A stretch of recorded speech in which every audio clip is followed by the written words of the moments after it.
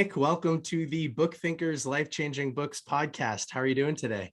I'm good, man. I'm good. Thanks for having me on. I really appreciate the time.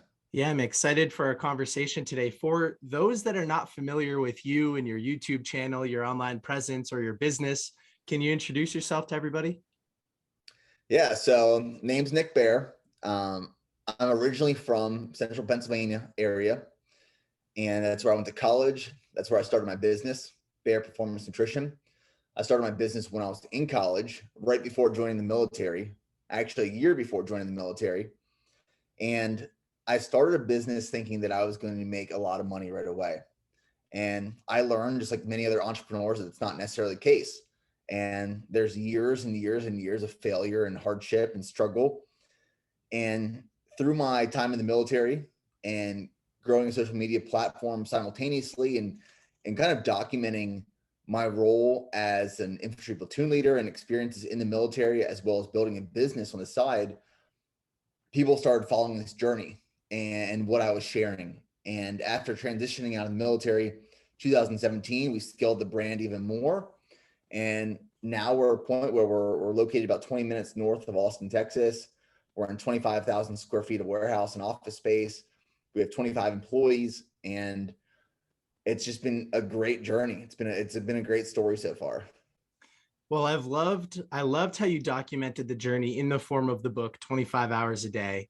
And one of the things that you mentioned you wanted to talk about is what is life after the book look like and what is the business done. But first, let's go back to the book. So why did you decide to write this book? Why did you decide to document your journey for people in the form of a book? What was that inspiration? Yeah, when I started documenting my life on YouTube, there was never really a clear path or plan when I started it. I picked up a camera and I just started filming whatever I could, whenever. I started sharing stories and I learned storytelling. And what I learned through storytelling is people connect and they relate. And a lot of people, they don't need to be told what to do or how to do it necessarily, but more so relate to stories of people who have done it or are currently doing it. And that's what I saw my YouTube channel as was I was doing these things. I was taking this massive action in my life. I was failing along the way. I was making mistakes, but I was learning and growing. And I started seeing some levels of success, if you will, or reaching these accomplishments. And I shared this along the way. And the book was a way of me saying, hey, this is a milestone in my life where I want to tell stories over the last couple of years of what got me to this point. And when I released 25 hours a day, that was right after like all the struggle of getting a brand to that point where it was late nights, it was no sleep, it was trying to figure out what works and what doesn't work, losing a lot of money and making some money. And when I released that book, it was a collection of stories of up until that point of really documenting and sharing the struggles of true entrepreneurship and growing a brand organically with no investors, no outside capital, and trying to make it work. And we got to that point. And that's what I wanted to do is I wanted to share stories that other people could relate to, saying, well, if Nick Bear did it, I can do it, and I'm going to do it. No, I love that because a lot of people, they don't share their successes or really open up the doors until after the business has been really successful. And then they kind of, I don't know, they glaze over some of the hard times or they sugarcoat things a little bit. They make it seem like it was all rainbows and unicorns, but it's not. And you share a lot of those hard times in the book. You mentioned storytelling. One of the stories that I really enjoyed and resonated with was the feed your cows metaphor. So can you tell everybody what that's about? Yeah. So I call it a dynamic family growing up where I learned from both sides of my family by watching and learning. Like they never had to tell me, this is what you have to do. This is how you reach your goals. This is how you live your life. I just observed and watched. So my dad's side of the family, they were all dairy farmers in central Pennsylvania. I watched them wake up at 4 a.m., go milk the cows, and then at night after dinner, go milk the cows. Every single day. There was never an option not to do it. It's what you did. And on my mom's side of the family, there was a lot of military influence. So my grandfather, my uncle, my cousins, they served in the military. And I watched that dynamic of hard work and a very selfless act of service. And feeding the cows is one of those things, and milking the cows is, it's just, you do what you have to do. There's no option. It's just, that's what it is for the day. I even relate that to my life now, where like if I wake up or I go to sleep, I know the next morning, if I'm saying I'm going to run 7 miles, I'm going to run 7 miles. If I know I'm going to run 50 miles, I'm going to run 50 miles. I don't wake up and say, I don't think so anymore. It's just, I don't give myself the option to. And for me, that has worked pretty well. Yeah, I love that hustle mentality, and the you have to fall in love with the dirty work, the hard work sometimes. So, BookThinkers Family, we've also got Jimmy Grant in the room. You might know him as your favorite DJ, RODEDRiiVE. And Jimmy, what are some things that you resonated with in the book and that you want to talk to Nick about? Absolutely. There's a point that really caught my attention and stuck with me, Nick. In the third year of your business, you mentioned that your money guy or your accountant said, "Hey, I don't know how you guys are going to survive and keep going through this." And you just talked about how if you're doing a 7 mile run tomorrow morning, you're doing that no matter what. Did you have that mindset early on where it didn't matter, what people were telling you, what logic or numbers people were saying, "Hey, it doesn't look like this is going to work out"? From day one, did you have that mindset of this is going to work no matter what? I'm going to figure this out. Yeah. I mean, to be completely honest, I always say I was ignorant to the risks that I was taking. So when I started my business, I told my dad my plan. I said, I'm going to make $1 million this year. And he said this quote that has stuck with me. It's on the walls in our warehouse. It said, he told me, "Nick, if it were easy, everyone would do it." I was like, "Oh, I'm going to prove you wrong. I'm going to make $1 million this first year." Year one, we did $20,000 in revenue. Year two, we did $20,000 in revenue. Year three, we did $20,000 in revenue. Each year was at a loss, like zero profit, negative profits. And it wasn't necessarily that I said this is at some point going to work. I just knew that if I kept being consistent, it would pay off and it would turn into something. I didn't know what it would turn into. I didn't know it would turn into what it is today, but I knew it would turn into something if I was just consistent. And like I said, I think I'm ignorant to some of the risks that I take. I am a big risk taker. I weigh the consequences, and I mitigate risk where I can, but when I decide I'm going to do something, I'm jumping off the cliff into it, and I'm not looking back. And that's just the way I approach almost everything in my life. I really enjoyed I really enjoyed that lesson from your father. If it was easy, anyone or everyone would be doing it. And what I realized about my last question is I actually used the word hustle and grind, I think, which is not an accurate representation of 25 hours a day, right? It's more embracing the suck. And so in the book, you say that you don't like the words grind and hustle. Why is that? Can you share that with everybody? Yeah, for some reason, those two words, they never resonated with me. And when I first started building my social media platforms, this was 2013. It was so different then as it is today, and I remember watching these social media platforms grow and people going to these platforms, and everything to them was a grind and hustle. Like going to the gym was a grind. Spending an hour on their business was a grind, and they're constantly hustling and grinding. And in my head, I was just like, that's literally the bare standard. Like you are doing the minimum of what you have to do. And if that is the grind and the hustle for you, you literally have zero chance of getting to where you want to be. And I relate it to back when I was in the Army, where I would watch my NCOs, my non-commissioned officers, they would work hours and hours and hours overtime. They wouldn't leave the office until the job was done. They wouldn't leave the motor pool until the vehicles were cleaned. And they never came back. I was like, man, today was a grind. It was just, today was another day, and I think a lot of people put hard work on this pedestal, and it's not like it's not cool to keep saying you're working hard. It's just make that like your minimum, your bare standard, and just go execute. Yeah, there's this strange phenomenon which happens. I think it's attributed especially to young people, right? We're all in our late 20s or 30s.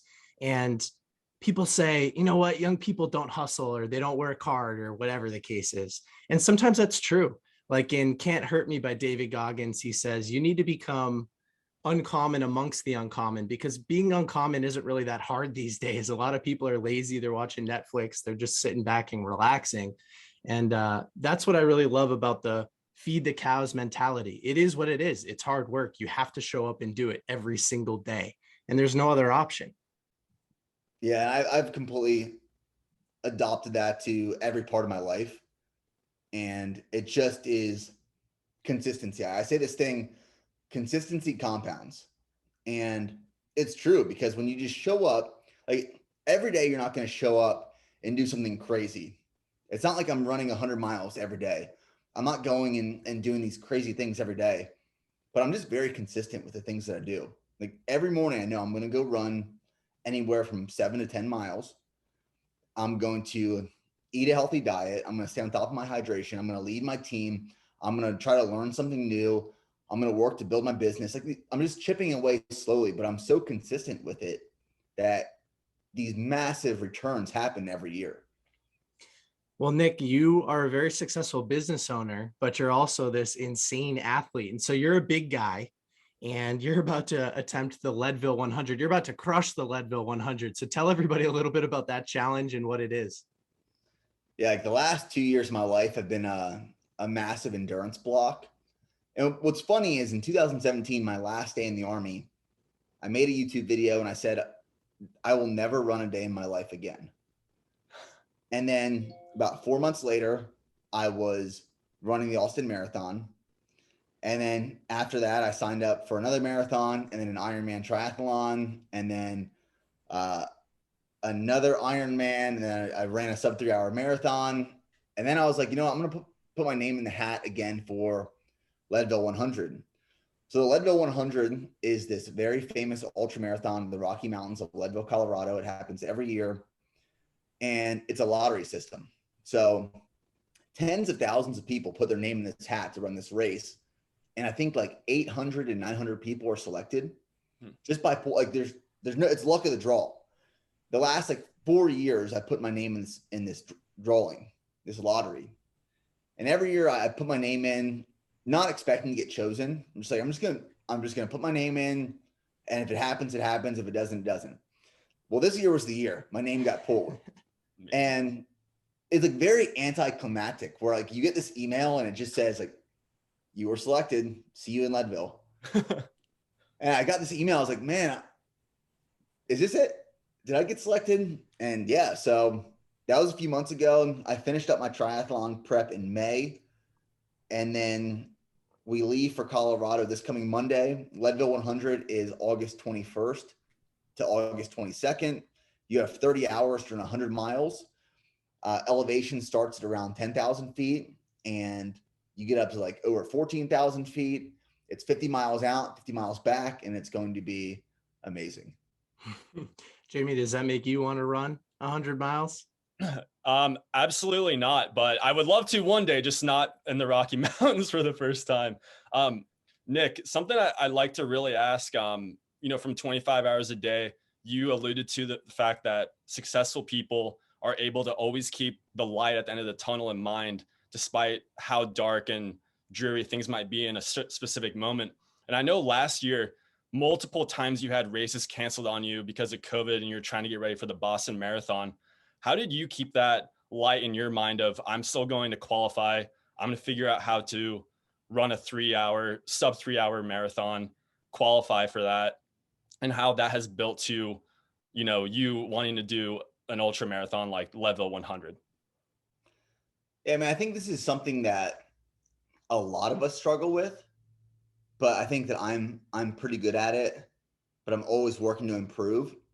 And in Matthew McConaughey's book, Green Lights, he talks about, and I think he's a really good example of this, finding the joy in the process and not always focusing on the destination.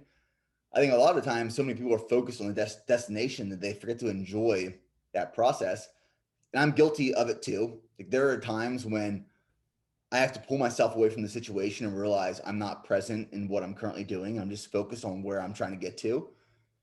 And it almost makes me think of the movie Click, you know, with Adam Sandler, where like he misses his entire life because he thinks it's going to happen in a year. It happens years away, and you miss the good stuff.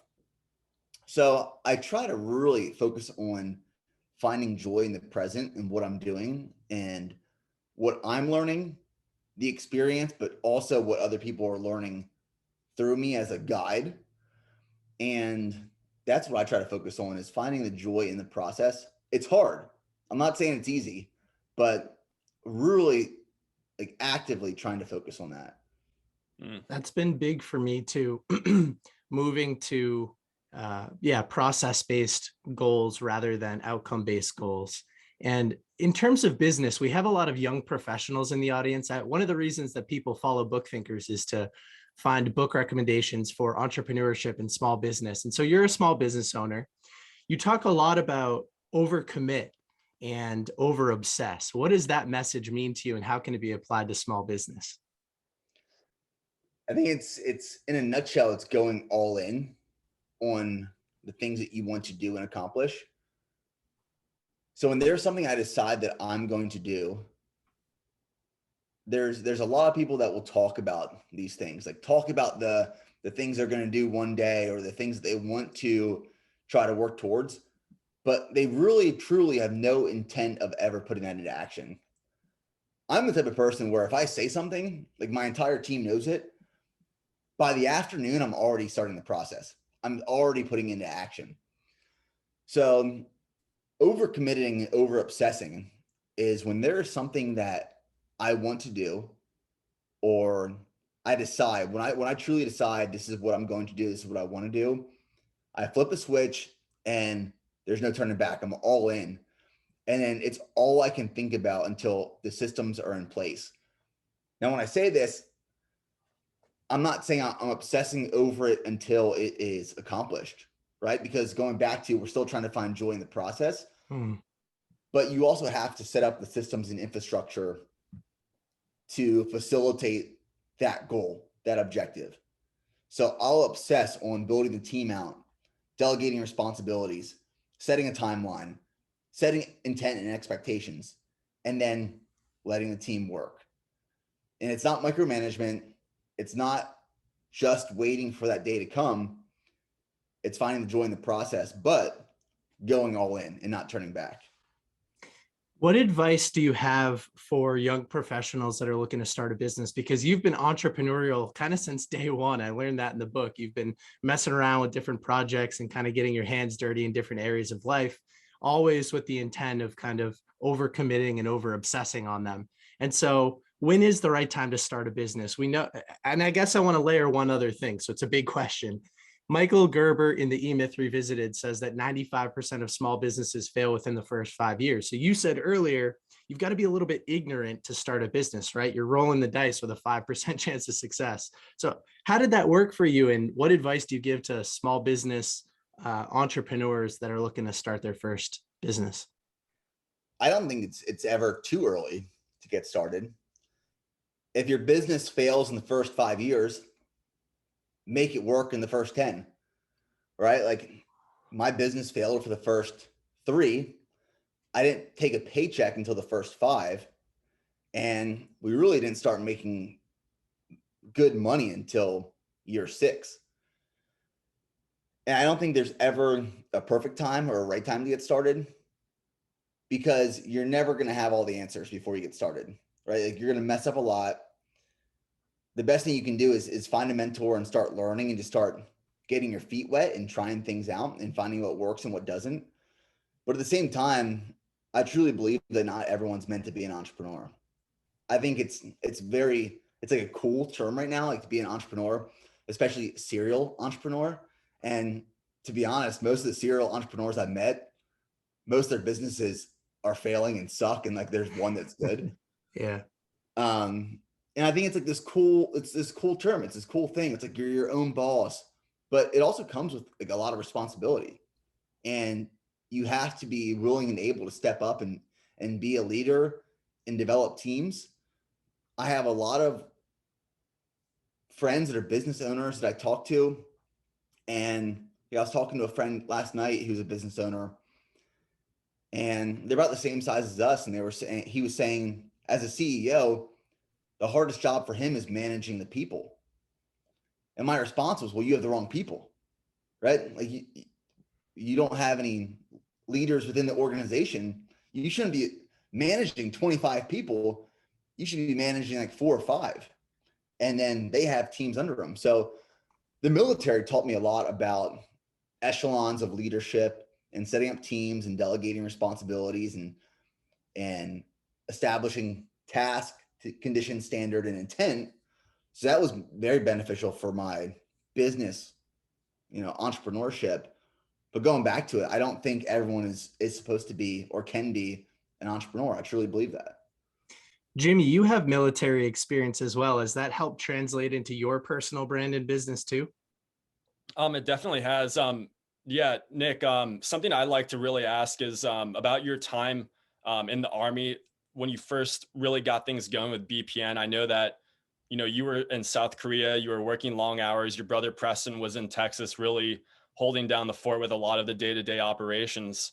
In that time to when 25 hours a day was published to now, and how you scaled your team from your time in the Army, what did you learn to develop, unit cohesion and making everybody feel a part of the team that you learned in the Army that you've applied to building this BPN team and how it's scaled over the last 3-5 years?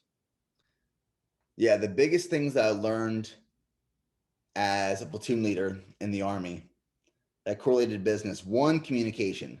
The biggest thing that I learned in the military when I was going through training or I was a platoon leader was that when communication doesn't work its way down from the top and people don't know why they're doing something or what they're doing, they don't want to do it. Like if you're told to do something, but there's no reason, this is why you're doing it, this is the intent, this is the goal and the mission, you're just told do this, there's really no motivation behind it. Like you can't build this story, this picture. So for me, it was constant communication of letting people know this is our mission. This is what we're trying to do. This month, this is what we're trying to do. This is the new system we're putting in place, and this is why. So I really try to be clear with communication all the time. And then the second thing is culture. And I think that's one of the things that I did a really good job at being an infantry platoon leader in my platoon was building this culture that was fun, that was strong relationships. When it was time to work, we worked and everyone knew it. But there was also a time where it was focused on building this culture, fostering relationships, developing individuals. And you find that balance of, culture itself doesn't generate revenue. So you have to find this balance where you can have a business that is the best culture in the world and it's fun to go to work. Everyone wants to be there, but you're making zero money. That's a failure. And then you can have a business that's making money, but the culture sucks, so no one wants to work there. And that's also a bad place to be. So you have to find this balance of how do we foster relationships and create this amazing culture, but that culture facilitates growth. And we're all working towards this mission. And I think finding that balance is tough, but if you can find that balance, it's powerful. Well, you mentioned having that conversation with the other CEO of a business that's about the same size as yours, and he's leading 20 to 25 people where you're only leading 5 and they're delegating. So what types of advice do you have for people that need to teach other people how to delegate? Because that's a very different type of leadership. Yeah, I think you have to, one, realize that if you try to do everything, you're not going to be able to do anything. And with BPN, we grew so slow and organic because we didn't want to take on investors. We didn't want to give up equity, which now looking back, like it was tough times, but now we're at a point where we still have 100% equity in the company, which is great. And building out a team is, I think, the hardest part about building a business. because you have to bring on the right people for the right job. I've had amazing people work for BPN, but they weren't in the right job and this wasn't the right place for them. So I had to let them go. Even though they were great people, it just wasn't the fit for them. So it has to be the right person for the right job who wants to be a part of a team that believes in the mission. And then you start building these echelons of structure of a chain of command, where it's you build these teams, you put a leader in charge of that team, and then you're delegating responsibility. And then it's amazing because now I can sit back and I can watch these teams working on a daily basis. And it doesn't necessarily require me to be in there working with them, but I can deliver and provide my intent, and I know it's going to get executed. How many years has BPN been in business now? 9 years. Wow. And so it's taken 9 years to build up to that 25, which I think is a really important lesson for a lot of us, especially the version of you who said, "Hey, Dad, I'm doing $1 million in year one," and then did 20,000. Can you tell us a little bit more about the role of social media and YouTube specifically in growing your business? Because a lot of our audience, they see what Jimmy has done and what I have done in terms of leveraging social media to build a brand. And I think you did the same thing. Social media can be powerful in both ways, positive and negative.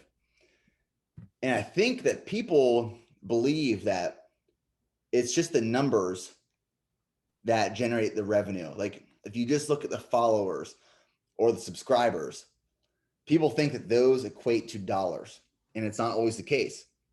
And I've learned this, and I've also learned this by working with influencers and athletes. I mean, we can work with someone who has 1 million plus followers and they can't sell anything. They're the worst salesman in the world. But then you have someone that has 5,000 followers who can sell to every 5,000 people. So followers does not equate to your ability to be a salesperson at all. And with social media, I didn't start a social media account to have hundreds of thousands of followers. It was to tell a story. And for me, social media is like this journal, this diary, where for at least my personal brand, I use it to tell stories. And I learned this through studying Casey Neistat's videos. I was sitting in South Korea, I was watching Casey's videos, and I was thinking, it was like Casey has this gift where he can take his normal day, tell a story, captivate an audience in 9 to 10 minutes, and everyone's waiting anxiously by their computer for the next upload. So I started studying what Casey was doing and how he was telling stories. And what I did when I was in Korea is I'd travel into Seoul for the weekend, and I'd be like, all right, today I'm going to tell a story about Ranger School. And I'd film my journey on the train into Seoul, talking to the people in Korea, trying some new food, telling the story throughout the journey, traveling back on the train to Camp Casey. And I edited that video and put it up, and it was captivating to people. So social media is powerful in a sense that you can tell stories to people. You can share your story with this big audience. And there has to be some sort of value proposition where, like, I like to integrate telling stories, but also providing people with some actionable steps they can take on their life to do the same thing. And there's all these different factors where I think people think it's just filming your life and putting it up there, but there's a lot of deliberate, intentional actions that are done behind the scenes where it's, okay, I want to tell a story, I want to provide value in a way of I'm providing actionable steps of things that other people can do, and I want it to be relatable, and I want people to realize that they can do it too. And that's what we're trying to do constantly with social media. And when you focus on that rather than the numbers, it'll grow on its own. I truly believe that. Do you believe that every small business should be a social business? Should be sharing social content in that way? I think there's some businesses that can and some that can't. And it really depends on the business. There has to be a story there. If there's no story there, I think you sometimes have to take a different approach. Like, for example, if you're selling home loans, um, you have to connect with an audience in a different way. But if you're a brand that has a story and it's a true story and it's a real story, or you want to share stories, I think you should. And I think every brand and every business should be using social media. I think it's a no-brainer at this point, but in the way you use it has to be different. And Jimmy, you've been a big fan of Nick's page over the last year. Oh yeah, absolutely. I mean, yeah, your YouTube page was totally the reason why I got into running, totally motivated me to reinvent myself and my approach to fitness. But I think you're the epitome of somebody who's always growing by, reinventing yourself, reinventing BPN, and how can we keep what we like, who you've always been, but do something totally different to get better, going from bodybuilding or power bodybuilding to endurance running, endurance sports. And with BPN, you're always adding new supplements, an app that you've recently added. You're always doing new and fresh things for Black Friday sales every year.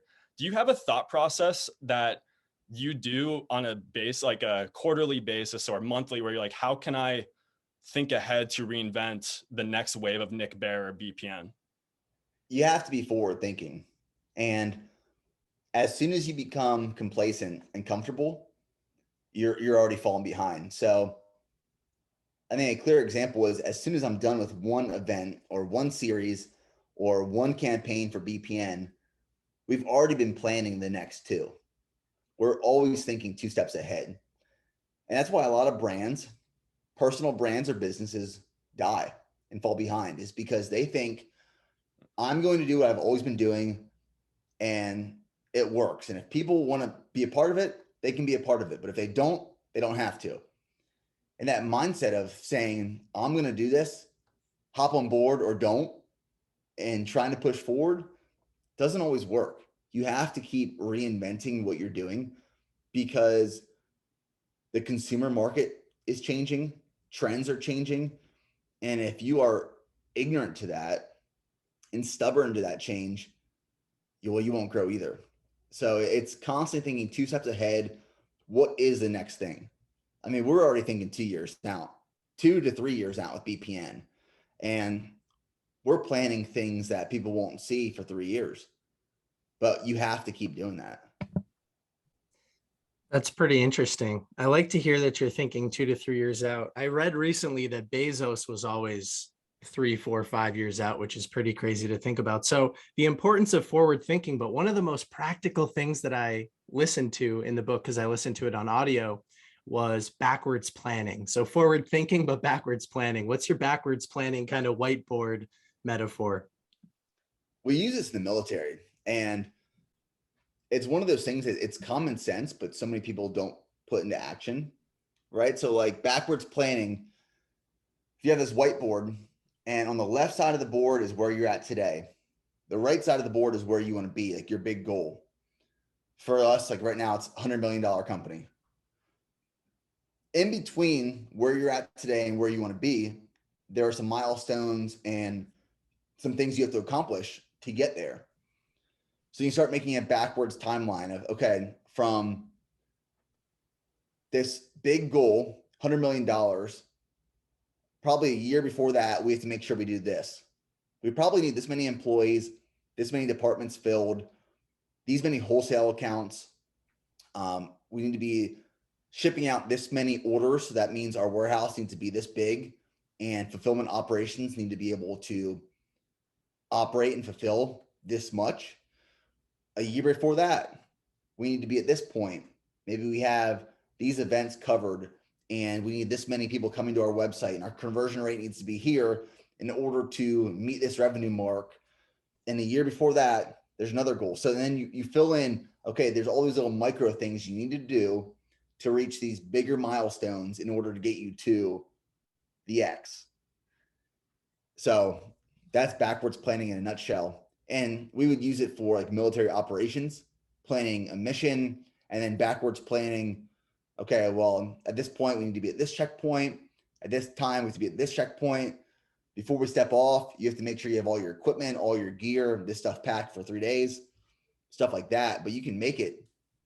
It can be a day operation. It can be a 3-month window, a year window, a 10-year goal, and you can adjust. But backwards planning keeps you on track to be where you need to be. Things are going to change. You're going to have to pivot and readjust.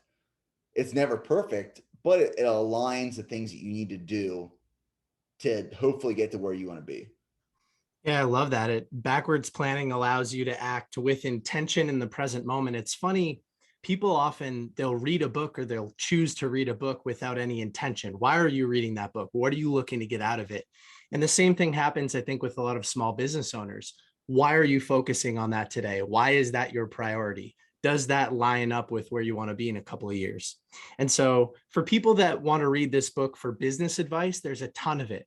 I actually chose to read this book because I was in a little bit of a physical activity slump. I think with COVID hitting and I started to pour myself into the business, I wasn't focused on my body as much as I should be. And one of my biggest takeaways on the physical side was the difference between mind over body versus body over mind. And that was a huge breakthrough for you, it sounds like.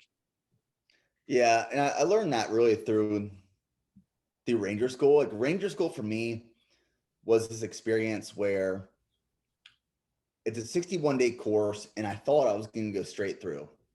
I knew it was going to be hard. I knew it was going to be difficult.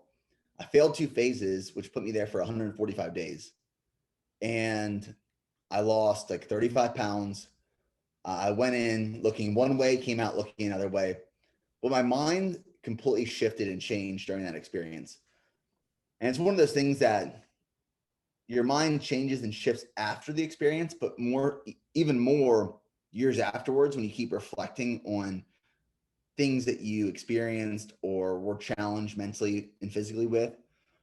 And I believe that like going into this 100-mile ruck march, 100-mile ultra marathon, going to this 100-mile race in Leadville, Colorado, it's like I know my body at some point is going to say stop, but mentally it's like we'll just keep driving the bus, keep pushing forward. Same in business. Like at some point in business, you're going to think, oh man, I'm tired, I'm burnt out, I'm exhausted. But it's your responsibility to take care of yourself. And that's why fitness is so important for me from a business side is if I take care of myself with nutrition and proper hydration and training and running and lifting weights, if I feel good, my mind is more clear. My body feels better. I can operate better. My energy is higher in the office, which completely shifts the culture here. It's like, I know that if I come in here and I'm tired and I'm beat down and I'm not feeling my best, that trickles down and everyone's affected in this building by it. But if I come in here high off life after a 10-mile run and my energy's high and I'm feeling good and I last the whole day and I train with the team in the evening, everyone feeds off that. So it's also a leadership responsibility. And I believe that like your mind is so powerful that it has to drive your physical being. Yeah, I really enjoyed the Ranger School lessons. I have a grandfather and an uncle on my dad's side who both went through Ranger School and kind of same experience as you, come back 40 pounds less than you go in, worst experience of your life. There's one more lesson I'd like to have you talk about from Ranger School, which was the difference between being injured and being hurt. And I think that that actually translates to business as well. Sometimes there's a difference between being hurt and actually being injured in business too. It's like talking about how many feelings get hurt on a daily basis. You know, it's one of those things like in the military where if something happens to you and a medic walks up or an instructor walks up and asks you the question, are you hurt or are you injured? Well, it's that same way, like, are you physically not able to do what you need to do? And that's injured. If you have a bone sticking out of your leg or your ankle's broken or your arm's fractured, well, that is injured. You can't do the job. But if you're hurt, there's not actually something that's limiting you from completing the operation of the mission. It is more so a mental break. And that's to the extremes of like being hurt and injured in a sense of completing something physical.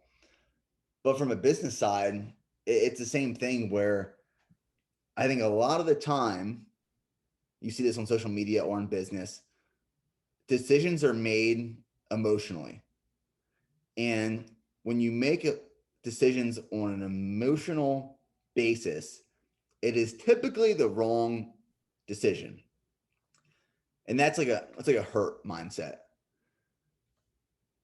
But if you make decisions that are deliberately thought out and the consequences are considered, and you execute that decision based off this deliberate thought process, it can be a whole lot better decision. And I think that's one of the things that I'm personally pretty good at is I don't let my emotions dictate the decisions I make for the business or myself. I can soak in my emotions for a little bit, but when I make a decision that actually affects me or the business or the people here, I'm very deliberate with the way that I weigh those consequences. Hmm. Well, I've got one more question, but Jimmy, what are your final thoughts for Nick? Do you have another question for him? I guess my last question, Nick, would be, you're always doing new things, bigger and better, new accomplishments personally, physically, and then also with your business. What in the next 12 months would need to occur where Nick Bear would feel like it was a 100% success? Next 12 months. One of the things that we're really focused on in the next 12 months is, up until this point, we've been about 95% direct to consumer with our business. And because we want to get to the point where like our goal is that BPN is $100 million brand. So we know that in order to get there, we need to open up different distribution channels. So over the last year, we've made changes to our branding, our labels, some of our new products coming out that are going to facilitate our movement into in-store retail, like big box retailers. And we're working with some groups right now to make that happen, which hopefully is the end of or middle of 2022, end of 2022. So a win for me in the next year would be that all the things that I've done in the last 2 years to get us to this point, but really to get us to that next point, it all works. So that would be a win for me. Excellent. I love it. I lied. I actually have two more questions. The first has to do with a term that I like to call play bigger triggers. And these are environmental cues that will remind you of what your goals are. And I do them in the form of tattoos sometimes. So an example, on my right wrist, I have reality is negotiable. And so when societal pressures to conform to the normal behavior sometimes rain down on me, I go, well, reality is negotiable. I could create whatever I want. I think you have a similar tattoo, don't you? Yep, I got right here, it's go one more. Yeah, so tell us what that motto means to you and why you got it tattooed. So I was training for my second marathon, and at that point, I wasn't in the best endurance shape, right? Like not like I am now. And I had an 18-mile run to do that day, and I was running around downtown Austin. And I got to mile 10, and I was just tired. Like I wanted to stop and just walk home. I was like, I'm good for the day. But then it started beating down in my head. I was like, well, if I quit on this run, I'm essentially quitting myself. I'm quitting on my business. I'm quitting on everyone else. I'm a piece of shit. I suck. So I was like, all right, well, I'm going to run 19 miles today just to prove it to myself. And I did. I ran 19 miles. And I came home. I took my hat off because I'm always wearing a hat.